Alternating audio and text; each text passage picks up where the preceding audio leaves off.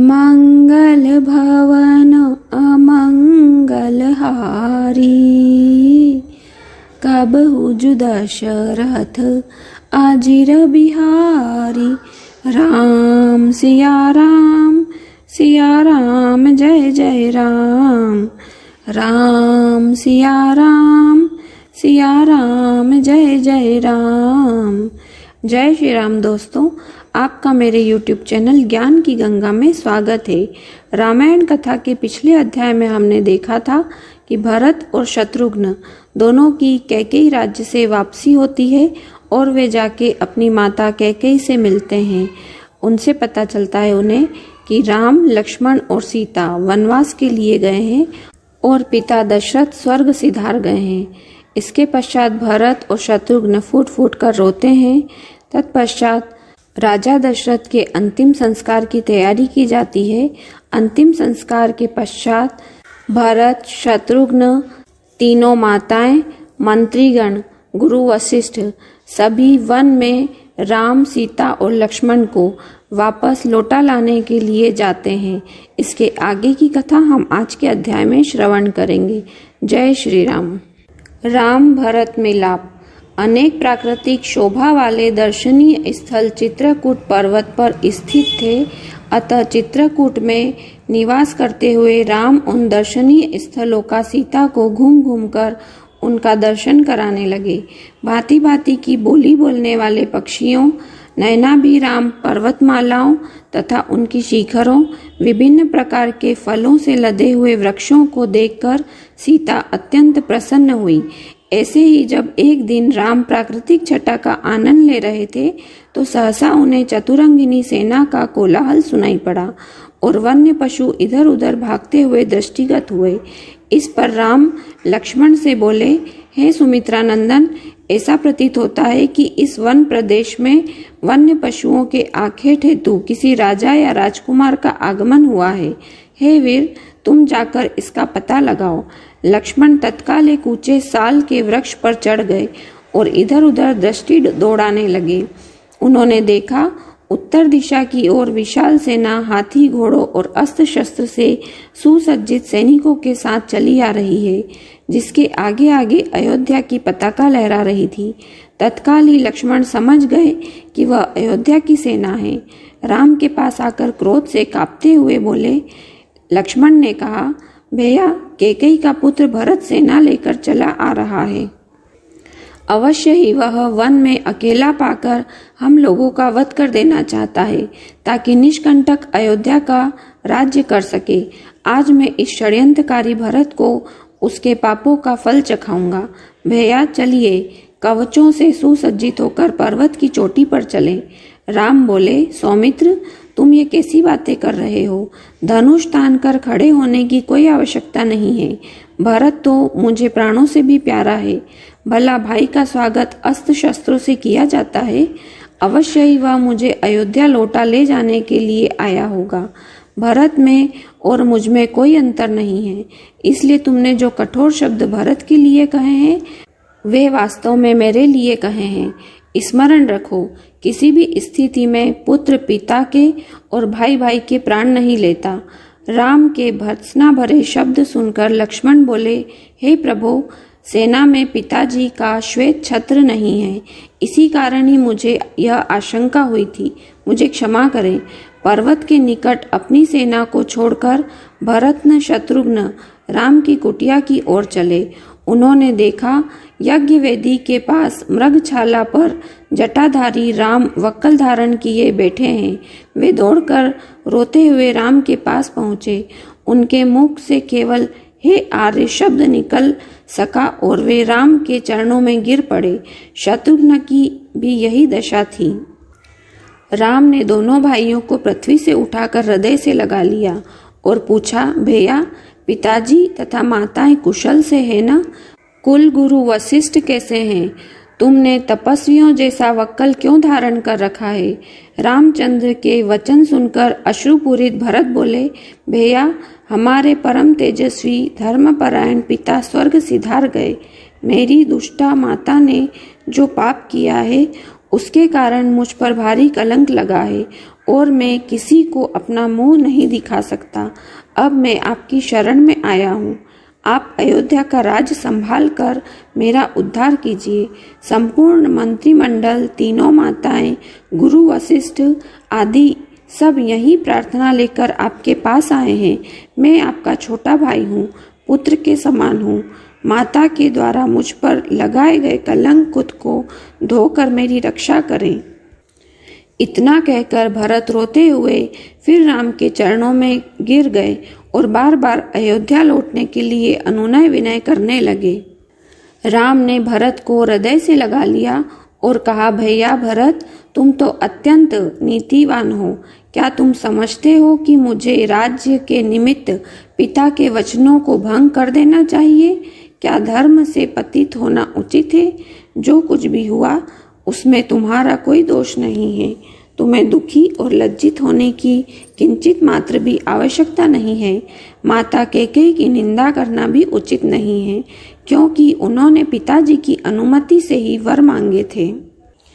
मेरे लिए माता कैकेयी और माता कौशल्या दोनों ही समान रूप से सम्माननीय हैं।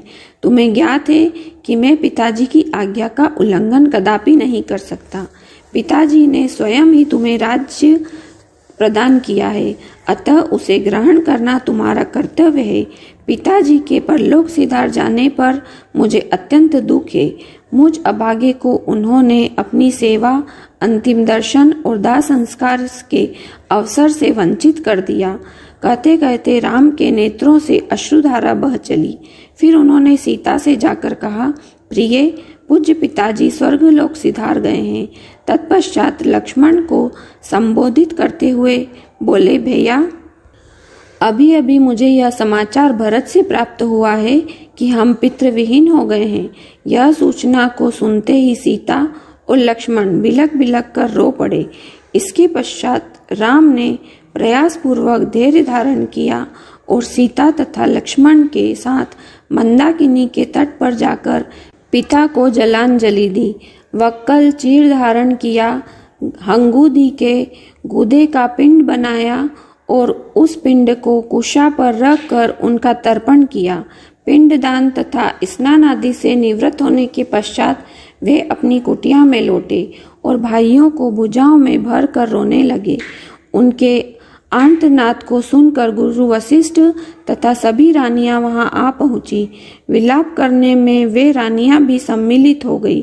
फिर प्रयास पूर्वक धैर्य धारण करके राम, लक्ष्मण और सीता ने सब रानियों एवं गुरु वशिष्ठ के चरणों की वंदना की।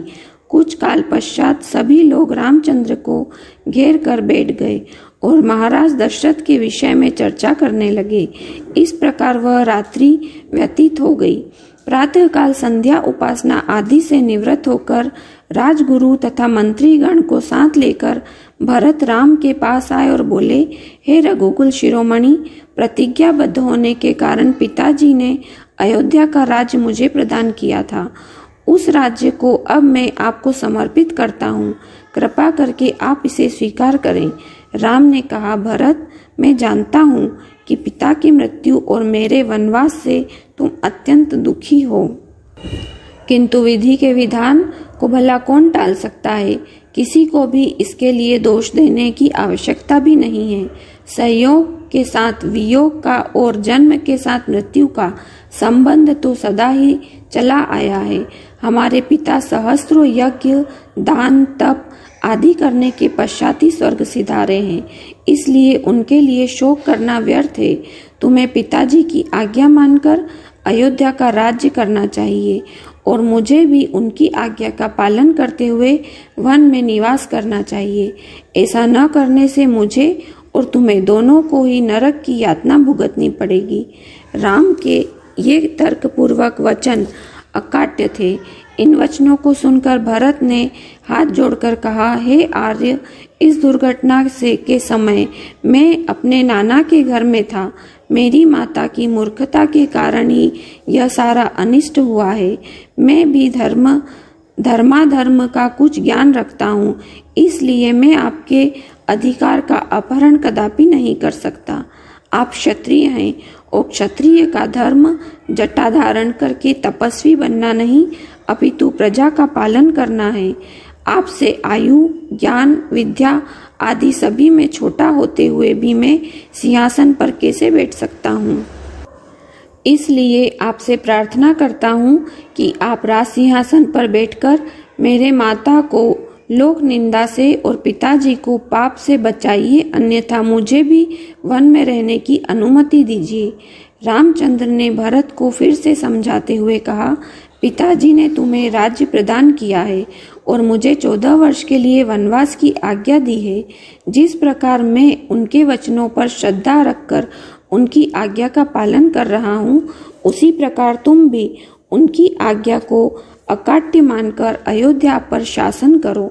उनके वचनों की यदि हम अवहेलना करेंगे तो उनकी आत्मा को क्लेश पहुँचेगा। तुम्हें राज्य कार्य में समुचित सहायता देने के लिए शत्रुघ्न तुम्हारे साथ ही है। पिताजी को अपनी प्रतिज्ञा के ऋण से मुक्ति दिलाना हम चारों भाइयों का कर्तव्य है। रामचंद्र के वचनों को सुनकर अयोध्या के अत्यंत चतुर मंत्री जाबाली ने कहा, हे रामचंद्र, सारे नाते मिथ्या हैं। संसार में कौन किसका बंधु है? जीव अकेला ही जन्म लेता है और अकेला ही नष्ट होता है।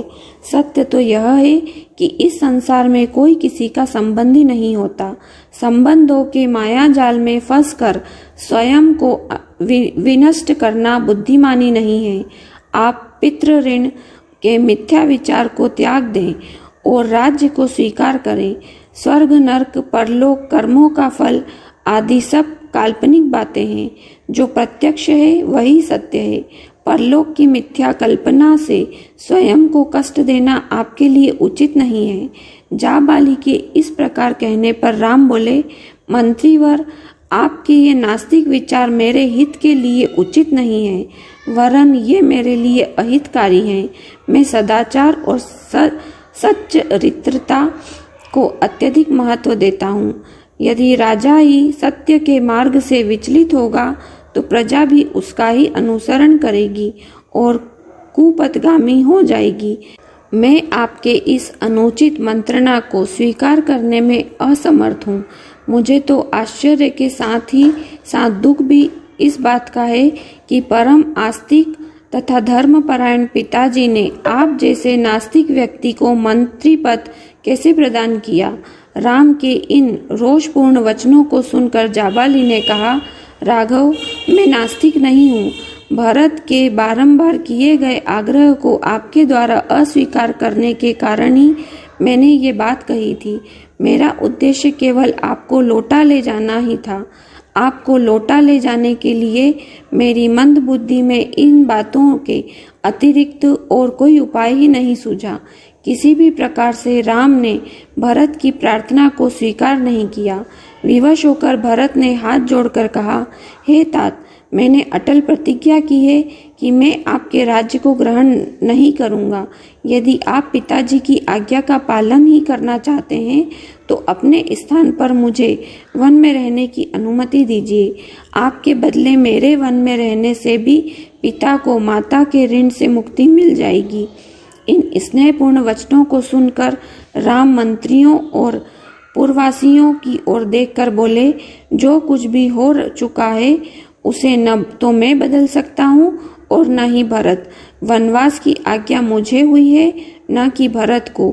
मैं माता कैकेयी के कथन और पिताजी के कर्म दोनों को ही उचित समझता हूँ। मातृभक्ति, पितृभक्त और गुरु भक्त होने के साथ ही साथ भरत सर्वगुण संपन्न भी है, अतः उनका ही राज्य करना उचित है। जब राम किसी भी प्रकार से अयोध्या लौटने के लिए राजी नहीं हुए तो भरत ने रोते हुए कहा, भैया, मैं जानता हूँ कि आपकी प्रतिज्ञा अटल है, किंतु यह भी सत्य है कि अयोध्या का राज्य भी आप ही का है। अतः आप अपनी चरण पादुका मुझे प्रदान करें। मैं इन्हें अयोध्या के राज सिंहासन पर प्रतिष्ठित करूँगा और स्वयं वक्कल धारण करके ब्रह्मचर्य व्रत पालन करते हुए नगर के बाहर रहकर आपके सेवक के रूप में राज्य का चलाऊंगा। 14 वर्ष पूर्ण होते ही यदि आप अयोध्या नहीं पहुँचे तो मैं स्वयं को अग्नि में भस्म कर दूंगा। यही मेरी प्रतिज्ञा है। रामचंद्र जी ने भरत को हृदय से लगाकर उन्हें अपनी पादुकाएं दे दी। फिर शत्रुघ्न को समझाते हुए बोले, भैया, माता कैकेयी को कभी अपशब्द कहकर उनका अपमान मत करना। इस बात को कभी न भुलाना कि वे हम सबकी पूज्य माता है। तुम्ही मेरी और सीता की शपथ है। फिर माताओं को धैर्य बंधाकर सम्मान पूर्वक सबको विदा किया। श्री राम की चरण पादुकाओं के साथ भरत और शत्रुघ्न रथ पर सवार हुए। उनके पीछे अन्य अनेक रथों पर माताएं, गुरु, पुरोहित, मंत्रीगण तथा अन्य पूर्ववासी चले। सबसे पीछे सेना चली। उदास मन लिए हुए सब लोग 3 दिन में अयोध्या पहुँचे। अयोध्या पहुँच जाने पर भरत ने गुरु वशिष्ठ से कहा, गुरुदेव, आपको तो ज्ञात ही है कि मैं अयोध्या के वास्तविक नरेश राम हैं।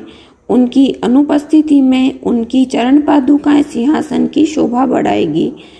मैं नगर से दूर नंदीग्राम में पर्णकुटी बनाकर निवास करूंगा और वहीं से राजकाज का संचालन करूंगा।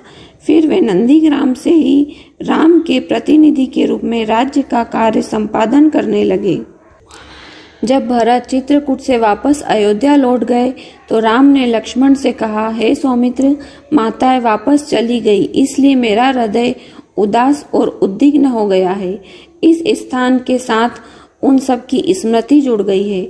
मुझे बारंबार उनकी स्मृति सताने लगी है। अतः मेरा विचार है कि अब हम इस स्थान का परित्याग कर दें और अन्यत्र कहीं जाकर निवास करें। इस प्रकार सीता और लक्ष्मण से अपने विचार का समर्थन प्राप्त करके उन्होंने चित्रकूट का परित्याग कर दिया और वहां से चल पड़े। चलते चलते वे महर्षि अत्रि के आश्रम में जा पहुंचे। उन्होंने परम तपस्वी वृद्ध महर्षि को प्रणाम किया तथा अपना परिचय दिया। महर्षि अत्रि ने उनका स्नेहपूर्वक स्वागत किया। फिर महर्षि अत्रि ने अपनी वृद्धा पत्नी अनुसुईया को मिथिला नरेश की राजकुमारी तथा अयोध्या की ज्येष्ठ पुत्र वधू सीता से परिचय करवाया तथा उनका यथोचित सत्कार करने के लिए कहा। इस पर राम ने भी सीता से कहा, सीते, माता के समान स्नेहमयी अनुसुईया देवी के चरण स्पर्श करो। सीता ने अनुसुईया के चरण स्पर्श किए और उनसे आशीर्वाद प्राप्त किया। अनुसुईया बोली, सीता, तुमने राजप्रासाद के ऐश्वर्य का परित्याग कर अपने पति के साथ वन में, जहाँ पर भांति भांति के कष्टों को झेलना पड़ता है, रहने का जो निश्चय किया है, वह तुम्हारा महान त्याग है। मैं तुम्हारे त्याग से अत्यंत प्रसन्न हूँ। तुमने तीनों कालों में नारी के पतिव्रत धर्म की महिमा मंडित कर दिया है।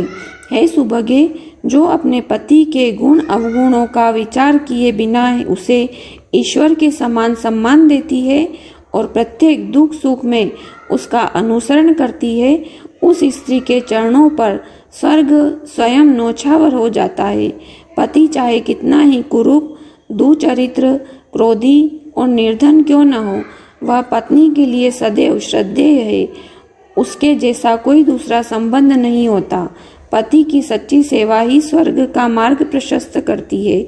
जो स्त्री अपने पति में दुर्गुण देखती है, उस पर अपना वर्चस्व स्थापित करने के लिए उसके साथ नित्य कलह करती है तथा उसकी अवमानना और उसकी आज्ञाओं की अवहेलना करती है, उसे इस लोक में अपयश तो मिलता ही है, पर मृत्यु के पश्चात नरक को भी जाती है। तुम स्वयं समस्त शास्त्रों को जानने वाली हो तथा अपने पति की अनुगामिनी हो, अतः तुम्हें तो किसी प्रकार की शिक्षा देने की आवश्यकता ही नहीं है। तुमने अपने कर्तव्य का पालन करके तीनों लोकों में कीर्ति प्राप्त की है। मेरा आशीर्वाद है कि तुम्हारी बुद्धि सदा इसी प्रकार निर्मल बनी रहे। देवी अनुसुईया के इन उपदेशों को सुनकर सीता बोली, हे आर्या, आपके उपदेश मेरे लिए अत्यंत महत्वपूर्ण हैं। मेरी माता और सास ने भी मुझे यही शिक्षा दी है कि पति स्त्री का गुरु, देवता और सर्वस्व होता है। अब आपके द्वारा दी गई शिक्षा को भी मैंने हृदयंगम कर लिया है।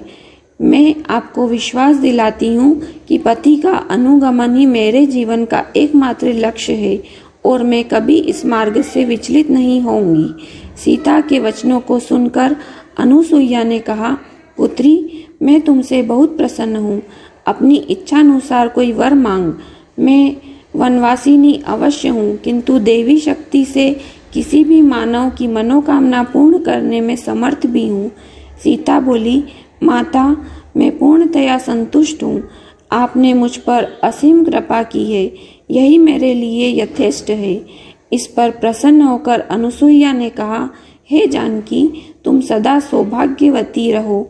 यद्यपि तुमने कुछ भी नहीं मांगा है, तथापि मैं तुम्हें यह दिव्य माला देती हूँ। इस माला के फूल कभी नहीं कुम्हलाएंगे, ये दिव्य वस्त्र भी स्वीकार करो। ये न कभी मेले होंगे न फटेंगे।